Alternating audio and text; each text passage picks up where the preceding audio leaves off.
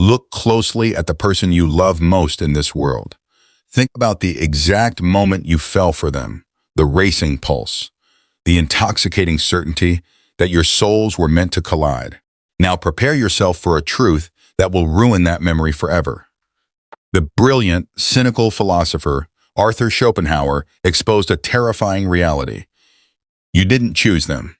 Your soulmate isn't a cosmic miracle. They are a trap, a beautifully wrapped biological trap engineered by a blind, ruthless evolutionary force that doesn't care about your happiness, your peace, or your future. It just wants to use you. Welcome to Dark Mind Matters, where today we pull back the curtain on the grandest, cruelest illusion ever played on human consciousness, the lie of romantic attraction. Before we go deeper, drop a comment and let us know where you are watching from. We would love to hear from you. If you enjoy psychological deep dives like this, do not forget to like the video, subscribe, turn on the notification bell, and share it with someone who needs to hear this, because what you're about to hear may completely change how you see people, relationships, society, and even yourself. Here is a thought that should disturb you deeply. Every love story you have ever admired, every relationship you have ever envied, every moment of breathless, chest-collapsing attraction you have ever felt was not yours. It was borrowed. Borrowed from a force so ancient, so cold, and so completely indifferent to your emotional survival that it doesn't even possess a consciousness. It has no face, no mercy, no agenda beyond one single ruthless objective. The 19th century German philosopher Arthur Schopenhauer called it the will to live, not a god, not a soul, not destiny. A blind, hungry, biological momentum that existed long before you were born and will continue long after you are forgotten.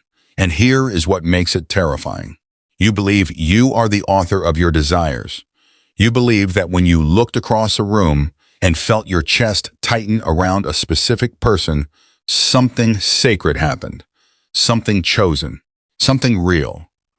Schopenhauer said that belief is the most elegant lie the human mind has ever told itself. You are not choosing. You are being chosen, selected, deployed.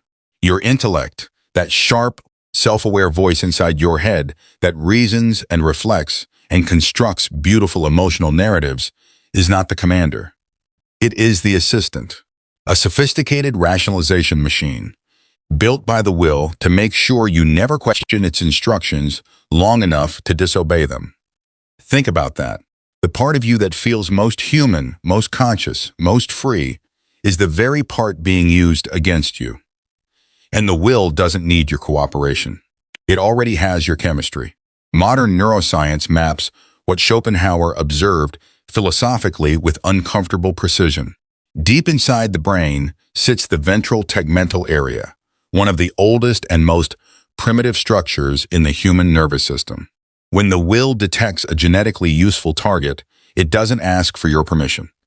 It triggers a chemical assault so calculated, so complete, that your rational mind never even sees it coming. Dopamine floods your reward system, creating an obsessive, almost violent fixation on one specific person. Not because they are extraordinary, because your biology has decided they are useful. Norepinephrine fires next. Your heart accelerates. Your palms dampen. Your entire sensory world narrows to a single human being, as though the rest of existence has been quietly erased. And then your serotonin collapses. Neuroscientists have confirmed that the serotonin levels of someone in the early stages of romantic attraction are neurochemically identical to someone living with obsessive compulsive disorder. You were not falling in love. You were falling into a clinically measurable state of involuntary madness. And your mind, loyal servant that it is, built a story around the madness. It whispered, "This one is different. This one understands you. This one was made for you." It wasn't protecting you. It was protecting the will's agenda. Because if you ever saw that person clearly, if you ever registered their flaws with full rational clarity before the chemistry had you locked in, logic might have convinced you to walk away. And the will cannot afford logic. Logic is a threat to continuation, so it blinds you, deliberately, completely, beautifully. The most unsettling part of Schopenhauer's philosophy is not that we are manipulated. It is who we are manipulated for. Not for ourselves, not for the person we love, but for a future human being who does not yet exist. Every electric moment of romantic attraction, every sleepless night, every desperate text, every emotional sacrifice is being orchestrated in service of the next generation. You were never the point. You were always just the vehicle. Most people will hear that and immediately reject it, because accepting it means dismantling something they have built their entire emotional identity around. The idea that their love was real, that their pain meant something, that they chose. But here is what we want you to sit with. If you have ever felt consumed by someone you knew was wrong for you, if you have ever stayed somewhere that was slowly destroying you because leaving felt physically impossible, if you have ever confused obsession for devotion and called it love, you were not weak. You were not broken. You were being operated. And most people go their entire lives without ever realizing it. That thought alone should stop you cold. Because if you didn't know this, what else have you been feeling that you never actually chose? We are just getting started. And what comes next reveals something even darker about the person you thought you freely desired. If you have ever felt emotionally hijacked by someone and couldn't explain why, the pattern we are about to expose will feel uncomfortably familiar. Most people spend their entire lives chasing this feeling without ever understanding what it actually is. Subscribe now, before the next revelation pulls back another layer of the human mind you were never meant to see. Let us talk about the moment you saw someone and felt it. Not a slow burn, not a gradual realization. A sudden, wordless, almost violent recognition that something about this specific person was different. Their face, their voice, the way they moved through a room. Something pulled at you from a place you couldn't name or explain. You called it chemistry. You called it attraction. You may have even called it fate. Schopenhauer called it something far colder. He called it the genius of the species. And once you understand what that means, you will never look at physical attraction the same way again. The will to live is not random. It is not poetic. It does not scatter desire carelessly across the population and hope for the best. It operates with the ruthless precision of a geneticist who has been running the same experiment for millions of years. Every time you look at someone and feel that pull, that involuntary, almost embarrassing rush of want, you are not experiencing an aesthetic appreciation of another human being. You are executing a biological audit, cold, calculated, completely hidden from your conscious awareness. Your eyes are scanning symmetry. Not because symmetry is beautiful in any spiritual sense, but because a symmetrical face is extraordinarily difficult for biology to produce. It requires a genetic blueprint so stable, so undisturbed by pathogens, parasites, or developmental damage, that the brain registers it as a signal of rare genetic quality. Your nose is doing something even stranger. In one of the most quietly disturbing studies in evolutionary biology, researchers asked women to smell shirts worn by different men over several nights. No cologne, no context, just scent. Universally, the women were most powerfully attracted to the men whose immune system genes, specifically the major histocompatibility complex, were most different from their own. They weren't smelling attraction. They were smelling genetic compatibility. The will to live was literally conducting immune system screenings through the chemistry of human desire. It was building the healthiest possible offspring before a single word had been exchanged. And the conscious mind experienced all of this as magic, as fate, as the inexplicable feeling that this particular stranger was somehow already familiar. There is nothing romantic about what just happened, but your brain wrapped it in romance, because romance is the language the will uses to make you compliant. Now here is where it gets darker. Schopenhauer noticed something that modern evolutionary biology would later confirm. We are rarely drawn to people who mirror us. We are drawn to people who complete us, and not in the poetic sense that fills the pages of love songs and wedding speeches.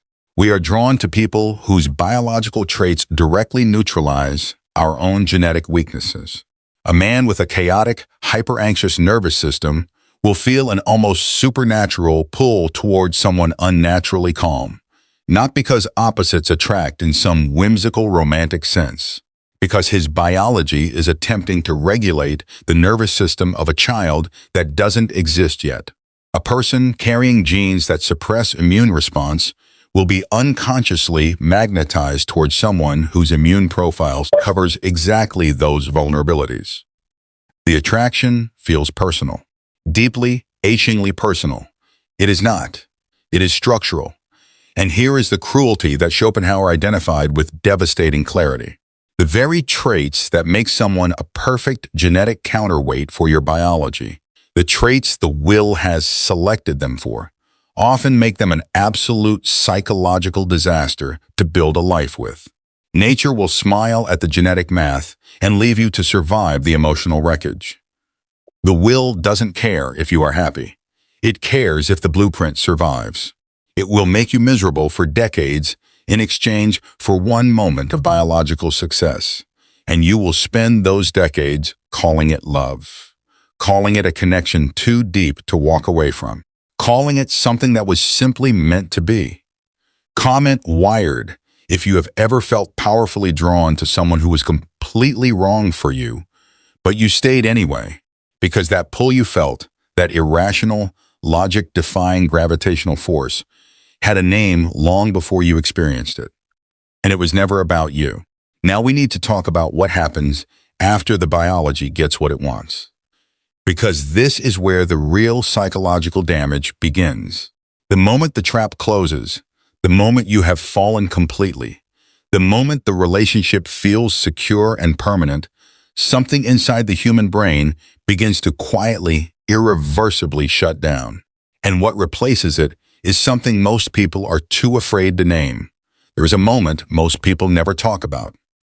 Not the heartbreak, not the betrayal, not the explosive, dramatic ending that makes sense of everything in retrospect. The moment we are talking about is quieter than that, and far more devastating. It is the morning you wake up next to the person you once could not breathe without and feel absolutely nothing. No warmth, no gratitude, no residue of the obsession that once made you physically ill with wanting. Just a cold, heavy, almost clinical indifference. You look at their face, the face you once studied like scripture, and you feel the unbearable weight of familiarity pressing down on you like a sentence. You think something is wrong with you. You think something is wrong with them. You think you chose the wrong person. But Schopenhauer saw this moment coming centuries before neuroscience could explain it.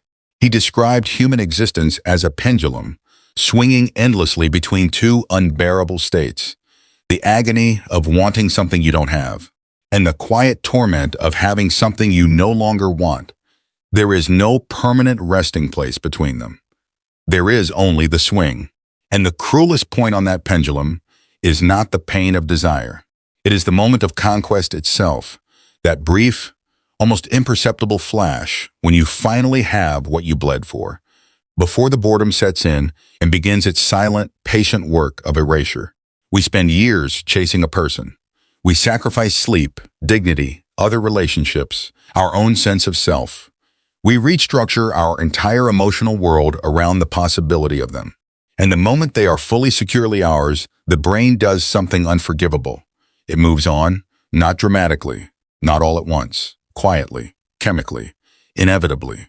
Here is what is actually happening inside the mind during that process, and why it exposes something deeply uncomfortable about human nature. Dopamine is not the pleasure chemical. That is one of the most widespread misconceptions in popular psychology. Dopamine is the pursuit chemical. It is manufactured by the brain's mesolimbic pathway, not when you have what you want, but when the outcome is uncertain, when the reward is just out of reach, when the chase is still alive. The racing pulse of early attraction is not love deepening. It is dopamine flooding a system still uncertain of the outcome. Every unanswered message, every ambiguous glance, every moment of wondering where you stand is neurochemical fuel. The uncertainty is the drug. The moment the relationship becomes predictable and secure, the brain registers something it was never designed to tolerate for long. Certainty. And certainty kills dopamine as efficiently as a light switch. The brain's prediction system, which was firing constantly during the chase, drops to silence. The chemical reward evaporates. And without that chemical architecture holding the illusion in place, you begin to see the person clearly for the first time. Not more clearly, too clearly. Their breathing patterns begin to irritate you. Their conversational rhythms feel repetitive. Their presence, once electric, now registers somewhere between comfort and confinement. You notice the flaws the dopamine had quietly edited out of your perception, and you mistake this biological withdrawal for emotional truth. You tell yourself the love is gone. In reality, the drug simply ran out. This is the hedonic treadmill, a well-documented psychological phenomenon where humans rapidly adapt to positive change and return to a baseline of quiet dissatisfaction, regardless of what they have gained or achieved. The brain is not designed for contentment. It is designed for pursuit. Satisfaction was never the destination. It was only ever the pause before the next hunger began. And this is where human behavior becomes genuinely dark.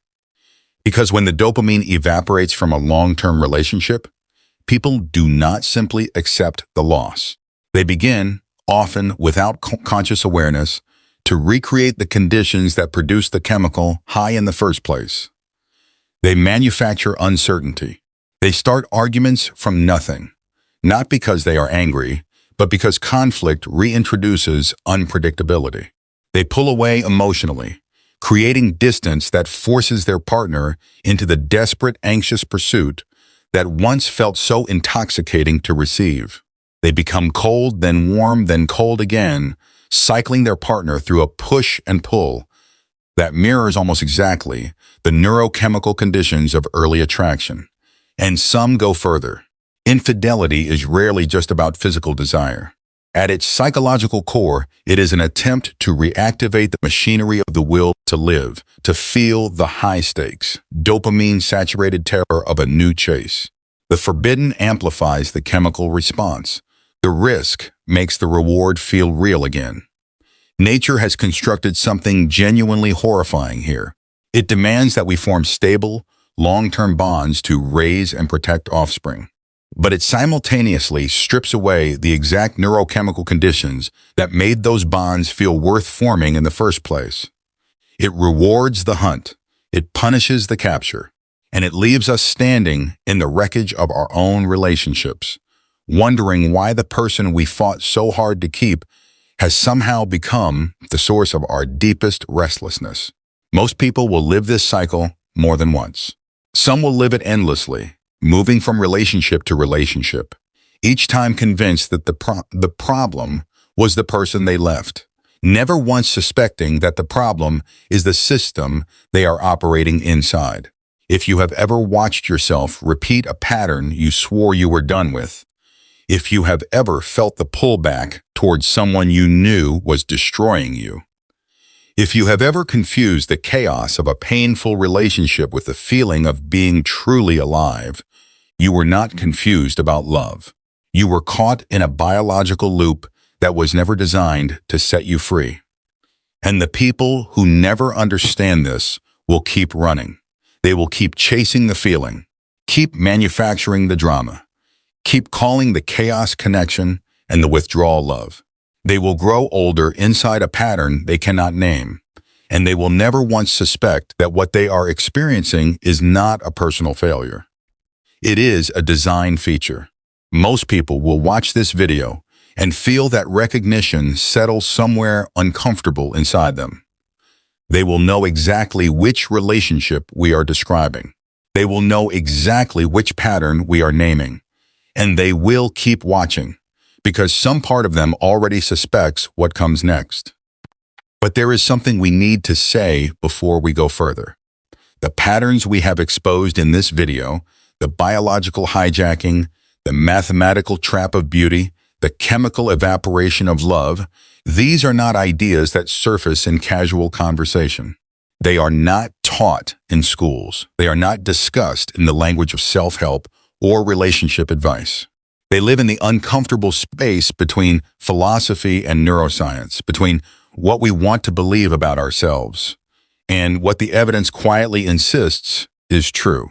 Most people will never encounter them, not because the information isn't available, but because confronting it requires a willingness to question the emotional narratives that make ordinary life feel bearable.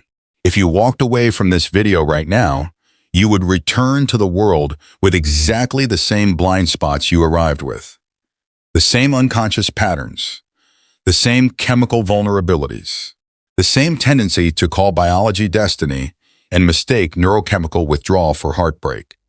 The next revelation goes deeper still, and the people who are not here for it will not see what is coming. Subscribe now and stay, not because we are asking you to, but because the part of you that recognized itself in everything we have just described already knows there is more to uncover. And walking away now means choosing deliberately to remain in the dark. So now we arrive at the question that changes everything. If the will to live is real, if attraction is a biological audit, if love is a chemical illusion engineered by an evolutionary force with no interest in your happiness, then what do you do with that knowledge? Do you collapse under it? Do you become cynical, closed, emotionally armored against every human connection that reaches for you? Or do you do something far more difficult? Do you wake up? Schopenhauer believed that most people would never reach this point, not because the truth was inaccessible, but because the will to live is extraordinarily good at keeping you distracted. It keeps you hungry. It keeps you chasing. It keeps you just uncomfortable enough to keep moving and just hopeful enough to never stop and question the direction. The average person spends their entire life as a passenger in their own emotional experience, convinced they are driving. But Schopenhauer outlined something rare, a path. Not an easy one, not a comfortable one, but a genuine psychological exit from the machinery that has been running most of humanity since the beginning of recorded history. He called it the denial of the will to live. And before you misread that as a philosophy of despair or emotional shutdown, understand what it actually means. It means shifting from participant to observer. It means developing the psychological capacity to watch your own desires with the same cold clarity that Schopenhauer watched the universe, to feel the pull of attraction and recognize it for what it is, without being consumed by it, to register beauty without being enslaved by the need to possess it. He described this first as aesthetic contemplation. When you look at someone you find powerfully attractive and you can appreciate the symmetry of their features, the particular quality of their presence, without immediately feeling the compulsive need to own their attention, to earn their validation, to secure their affection, you have done something almost no one in this civilization is trained to do. You have separated perception from possession. And in that separation, the will loses its grip. Because the will operates through want, through lack, through the perpetual, gnawing sensation that something essential is missing, and that this specific person holds it. The moment you can look at beauty and feel complete in the observation itself, you have removed the hook. The second path Schopenhauer described was harsher. Deliberate self-denial, not punishment, not suppression, something more strategic than either. In modern psychological terms, we would call it a dopamine detox combined with extreme emotional discipline, the deliberate choice to resist the pull of every fleeting chemical spark, to sit with discomfort instead of immediately reaching for the person, the distraction, the validation that would temporarily dissolve it. Each time you resist the pull, You are not losing something. You are rewriting the reward pathway.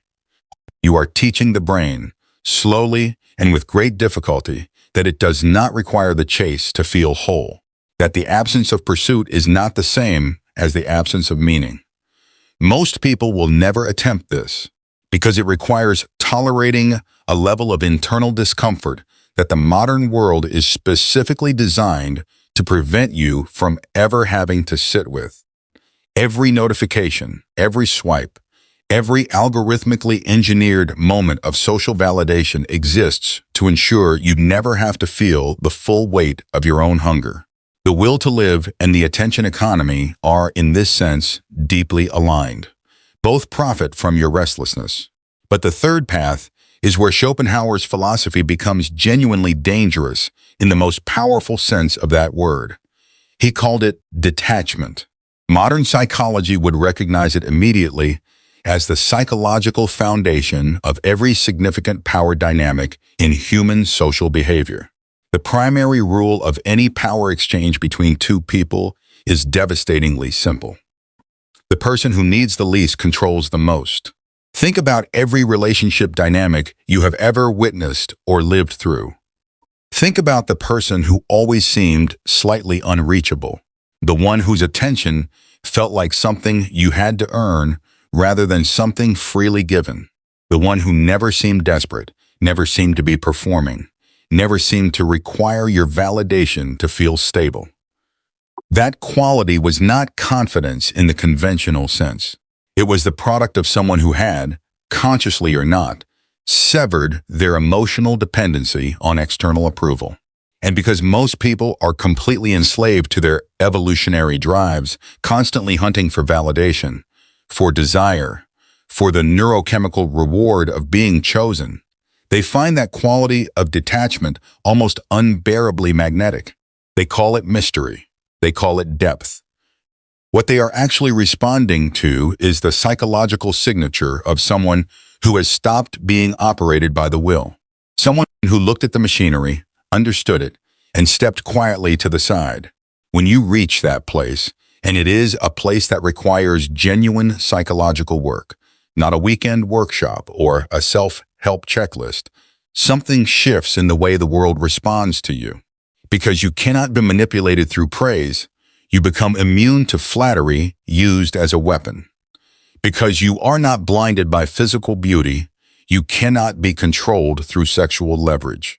Because you understand that another person's emotional outburst is simply the panic of their own internal biology, you remain steady, observant, and completely unshakable in the face of conflict. You become, in Schopenhauer's language, a pure subject of knowledge, not cold, not disconnected, not emotionally dead, simply free.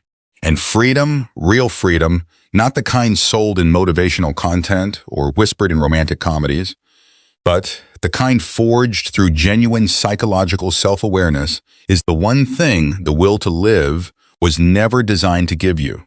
Because a free person does not chase. A free person does not perform.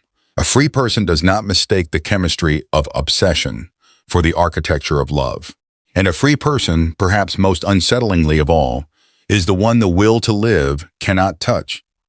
We want to sit with that for a moment before we close, because everything we have covered in this video, the puppet strings of the will, the cold mathematics of beauty, the chemical evaporation of love, the biological loop of desire and boredom, it was never meant to leave you feeling defeated. It was meant to leave you feeling awake. There is a difference between the person who experiences attraction as something that simply happens to them and the person who experiences it as something they can observe, understand, and choose how to respond to. That difference is not intelligence. It is not emotional strength in the way most people define it. It is awareness. And awareness, once genuinely achieved, cannot be taken back. You cannot unknow what Schopenhauer knew. You cannot unsee the machinery once you have watched it run. And that, more than any relationship advice, more than any emotional coping strategy, more than any attempt to manufacture the right kind of love with the right kind of person, is the beginning of something that actually lasts. Not happiness in the way the will promises it. Something quieter than that. Something the pendulum cannot reach. So here we are, at the end of an investigation that most people will never allow themselves to take seriously. Because taking it seriously means accepting something deeply uncomfortable about the nature of human experience. It means accepting that the most powerful feelings you have ever had were not entirely yours. That the love you called sacred was, at its biological foundation, a transaction. That the person you believed was your destiny was selected for you by a force that has never once considered your emotional survival.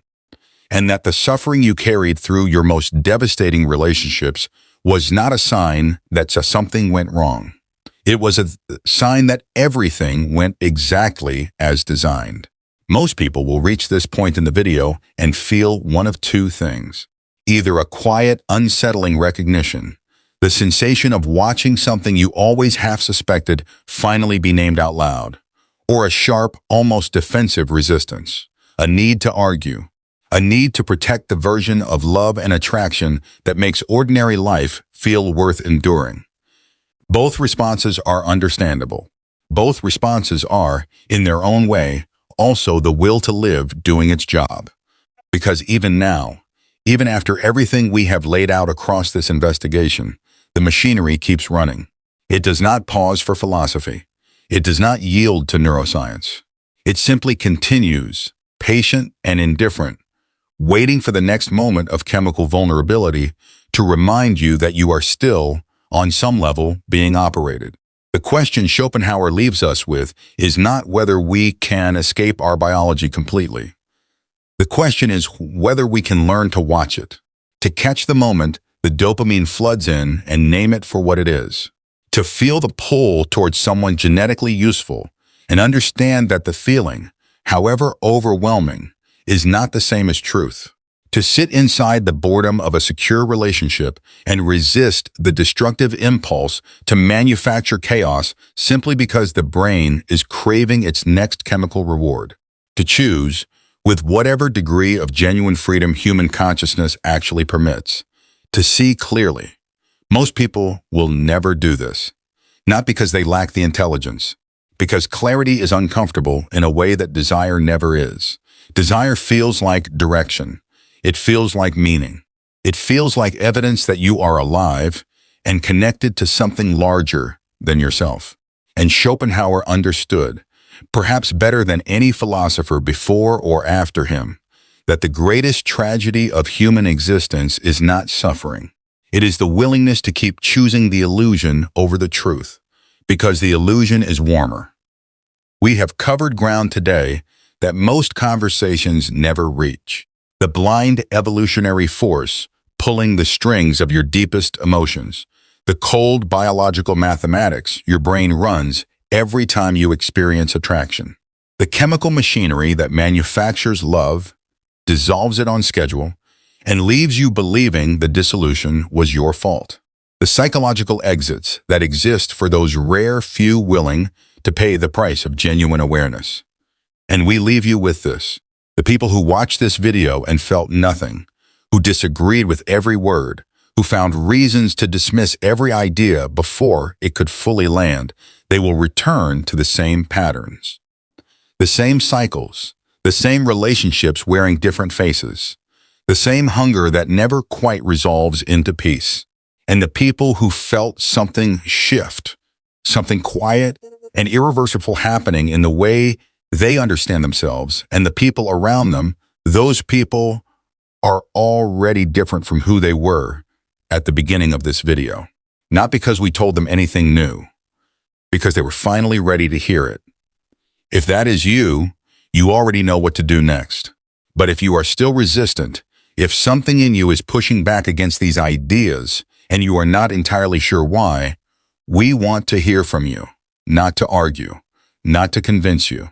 But because the psychology of resistance is just as revealing as the psychology of acceptance. Tell us in the comments what specifically you refuse to accept and why. Tell us which part of this felt too uncomfortable to sit with. Tell us what psychological truth you found yourself protecting yourself against. Because that answer, the one you give in the comments below, will tell you more about your own emotional architecture than anything we have said in this video. The truth about human nature is not a destination. It is a direction. And every uncomfortable question you are willing to ask yourself is another step away from the machinery that has been running your emotional life without your conscious permission. We have pulled back the curtain on the grandest illusion ever constructed inside the human mind. What you do with that is entirely, terrifyingly, beautifully up to you. This is Dark Mind Matters, and I will see you in the next revelation.